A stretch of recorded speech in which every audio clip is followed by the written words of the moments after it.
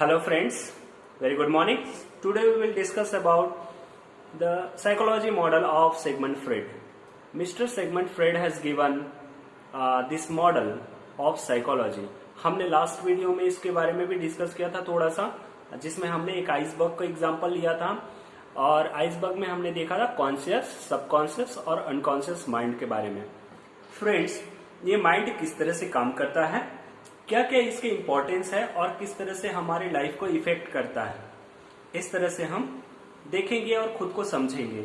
और खुद को समझना इसलिए भी जरूरी है ताकि हमारा डेवलपमेंट हम अच्छे तरीके से कर सके, हम अपने माइंड का रिप्रोग्रामिंग कर सके, नर्चरिंग कर सके. यह वीडियो 18 से 25 साल के उम्र वाले नौजवानों के लिए है. यार, प्रॉब्लम इंग्लिश बोलने नहीं आ रहा है, इसमें नहीं है. प्रॉब्लम प्यार नहीं मिल रहा है, इसमें भी नहीं है. तो कोई पसंद नहीं आ रही है या नहीं करती है, ये भी नहीं है. मामला ये भी नहीं है कि कुछ सीखना भी चाहते हैं तो सीख नहीं पा रहे हैं. यह भी नहीं है कि जॉब करना चाहते हैं पर जॉब मिल नहीं रहा है. अरे प्रॉब्लम तो ये है कि आप खुद को समझ ही नहीं पा रहे हैं. अंदर में क्या हलचल है इसे देख करके भी अनदेखा या अनसुना कर देते हैं. यह उम्र ही ऐसा है जिसे बहुत सारे हार्मोन एक साथ एक्टिव हो जाता है, जैसे मूंछें आना, हाइट बढ़ना तेज़ी से, चाहतें और जुनून पैदा होना, आकर्षण पैदा होना. इसी उम्र में तो आप लड़कियों को देखना चालू करते हो या लड़की हो तो लड़के को. खूबसूरत लगना मतलब एक बार देखें तो बार बार देखने का मन होता है. उसके लिए जीने मरने की कस्में खाना, सब इसी उम्र में होता है. एक बार किसी को देखें तो ऐसा देखते हैं महीनों भर तक यादें बनी रहती है, भुलाए नहीं भूलता. हाथ पर में ऐंठन, इसी उम्र में फौहारा शरीर से फूटना चालू होता है. समझ रहे हो ना? सारे बेहतरीन बदलाव इसी उम्र में होता है. और हमें मन है देखने का, पर हमें सिखाया गया है ये सब कुछ गलत है. संस्कार के नाम पर डराया और धमकाया जाता है. पर यह तरीका गलत है या सही है, यह हम अपने विवेक का उपयोग करके समझ सकते हैं. अगर ईश्वर ने हमारे अंदर इस मैकेनिज्म को डाला है और हमारे मन में ये भावनाएं उठ रही है, तो इसका कुछ तो मतलब है. यही वह समय है जिसमें हम विश्लेषण कर सकते हैं. भावनाएं मन में आती हैं तो उसका स्वरूप भी मन में इतना बड़ा विस्तार बनाता है कि वही पूरी दुनिया लगने लगती है.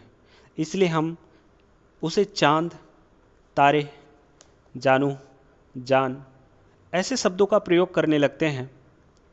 और कहीं दूसरा कोई उस पर हक जताए तो सीने में आग सी लग जाती है. मैं इस उम्र को गोल्डन फेस ऑफ लाइफ कहता हूँ.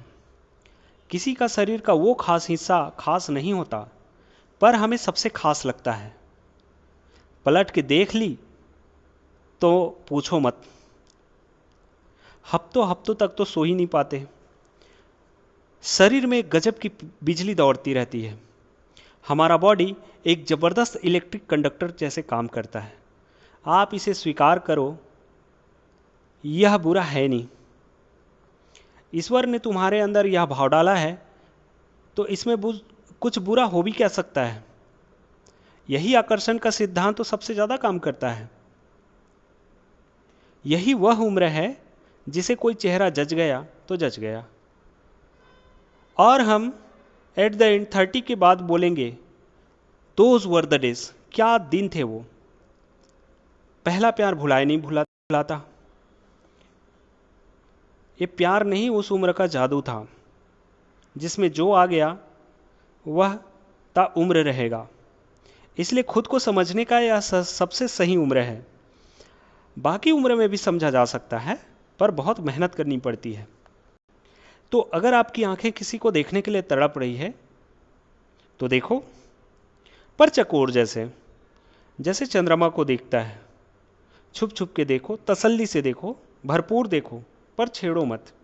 जैसे फूल खूबसूरत है तो दूर से देखो, तोड़ के मसलने की मत सोचो. वैसे ही मजा ले लो, तब शरीर के भाव समझ पाओगे. मुस्कुराओ, उसमें उसके पीछे जाओ, दिल ही दिल में गुनगुनाओ, पर इजहार मत करो। चलो इजहार भी कर दिया, पर आगे कोई निष्कर्ष पर मत पहुंचो, तो खुद को समझ पाओगे, बदलाव को महसूस कर पाओगे। अगर कोशिश करें, मान लो कोशिश किया और उसे पा लिया, तो मामला यहीं ख़त्म। शादी और अगले साल बच्चे, फिर कुछ बन पाओगे क्या? भाग जाते हो घर से उसे लेकर, तो बाकी ज़िंदगी का बाकी एहसास कैसे पाओगे? अगर इस उम्र को सही सलामत संभाल लिया, जिंदा दिली से जी लिया, प्यार के लम्हे को अंदर जाने दिया, तो शरीर में दौड़ने वाला नशा देखो, सारे नशे फेल हैं। यही उम्र है कमिटमेंट करने का, पर उससे नहीं, खुद से। यही उम्र है सीखने का, सच्चा समय, the golden time of life. खुद को समझो, हार्मोन आपको मौका दे रहा है। मिलो, दोस्ती करो, डायरी लिखो, शायरी लिखो, कहानियाँ बनाओ, पर इजहार तक मत पहुँचो, और पहुँचो भी तो आगे मत बढ़ो। दिल तोड़ो, दिल तोड़वाओ भी, नहीं टूटेगा तो सीखोगे कैसे? मजनू बेचारा दिल टूट गया, खूब सारा रोया, खूब सारा रोया, खूब आंसू बहाया, लेकिन अगले बार के लिए तैयार हो गया। अब कोई आई और दिल टूटा, तो अब नहीं रोना पड़ेगा, खुद को समझाना आ गया, आगे और भी मिलेगी और इससे अच्छी मिलेगी। तो जियो इस वक्त को शिद्दत से। एक मनोवैज्ञानिक थे जिनका नाम था सिगमंड फ्रेड। वो अपनी बातों में conscious, subconscious, unconscious, ego, super ego, id, इस बात से यही तो सिखाना चाहते थे। हमारा बेफिक्री, उन्मादी, बेलगाम घोड़े जैसा मन क्या चाहता है, यही अनकॉन्शियस माइंड में भरा हुआ है, यही तो बताना चाहते थे। और असल में हम अंदर से क्या हैं ये हम जानते हैं, बेहतर तरीके से जानते हैं, पर छुपाते हैं। ऐसे विचार मन में आते हैं जिसे दूसरों को बताते नहीं बनता, तो हम वो विचार दबा लेते हैं।